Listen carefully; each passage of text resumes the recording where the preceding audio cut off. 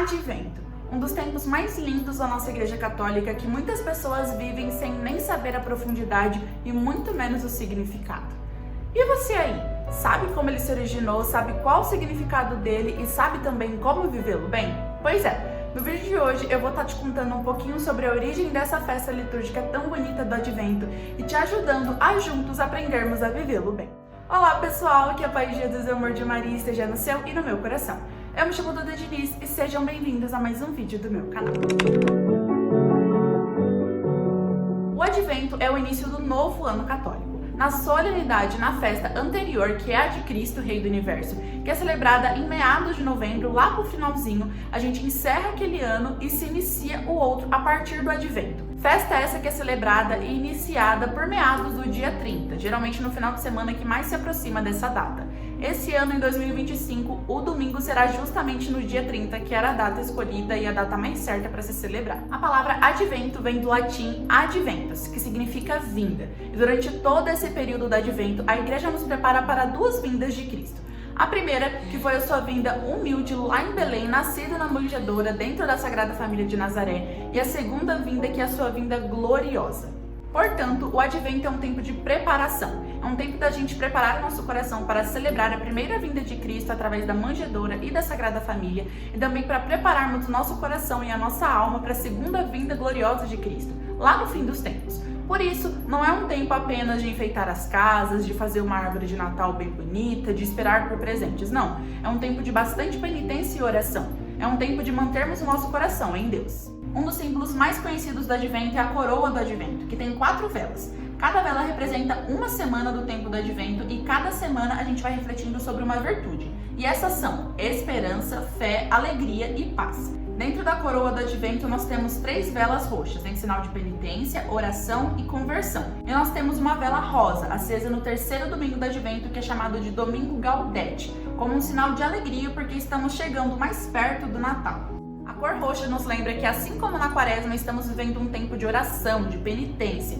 de contrição de coração. Mas a cor rosa também nos lembra que tudo isso tem um fim culminante, tem um propósito, que é a alegria de estar se aproximando da segunda vinda de Cristo, da vinda gloriosa, para que Ele esteja mais perto de nós.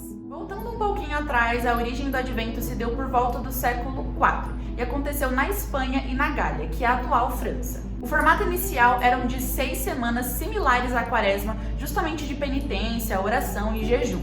E o nascimento de Jesus era celebrado junto com a festa da Epifania dele, lá por volta de janeiro. O Natal foi se consolidando por volta do século VI, quando o Papa Júlio I instituiu a festa do Advento para acontecer no dia 25 de dezembro. E aí a festa foi caminhando para se assemelhar ao que a gente vive hoje. E agora a gente vai ver um pouquinho algumas práticas interessantes para se viver bem esse Natal. A primeira prática, que na verdade é uma prática que deve se estender por toda a nossa vida, é a oração diária. É a leitura bíblica diária, é um momento com Deus. Seja no meio do trânsito, seja no seu trabalho, seja em casa, seja cuidando dos seus filhos, seja onde quer que você esteja. Esteja sempre em oração. Esteja sempre com Jesus no seu coração, pedindo para que Ele te ajude a ter um coração mais contrito para conseguir viver bem esse período tão bonito. Seja com o terço na mão, seja com uma oração mental, seja na leitura bíblica, o nosso coração precisa estar focado em Deus. A segunda prática é a da conversão e penitência. É um tempo bem propício, não só pelo Natal, mas também por ser o fim do ano, para que a gente se lembre de tudo aquilo que a gente fez durante esse ano ou tudo aquilo que a gente deixou de fazer. É um tempo muito propício e muito especial para que a gente olhe para dentro de si mesmo e veja aquilo que a gente tem que melhorar. Não simplesmente como uma meta que a gente coloca no papel e não faz para o próximo ano, não. Como verdadeiramente uma meta de vida mesmo, com um objetivo. Eu olho para dentro de mim e se eu vejo se, por exemplo, eu falo demais o que eu não deveria dizer. Eu devo colocar como um objetivo de vida que eu vou falar menos e escutar mais. Assim como Maria escutava tudo, não falava nada, ela falava muito pouco, mas ela escutava tudo e guardava tudo no coração. Que eu aprenda isso também. Isso em várias outras áreas. É o tempo da gente olhar para si mesmo, ver aquilo que a gente precisa melhorar, se arrepender, pedir perdão para Deus e seguir em frente. A terceira prática é a solidariedade e a caridade. É algo que até parece óbvio e que deve sim se estender por todo o ano, mas principalmente nesse ano é interessante a gente olhar para dentro de nós mesmos também e perceber se, assim como Jesus, nós estamos olhando para os outros como irmãos.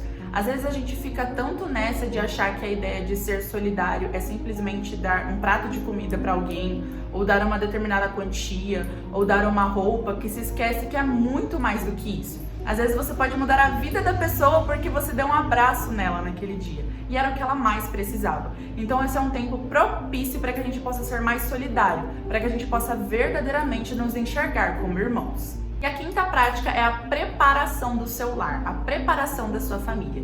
Muito mais do que uma árvore de Natal, do que um pisca-pisca, do que uma guirlanda na porta, e sim preparar a sua família em si. Chamar ela para rezar com você, ou se for uma situação difícil que a sua família não participe da religião, ou até vivam outras coisas, enfim, cada um tem uma realidade.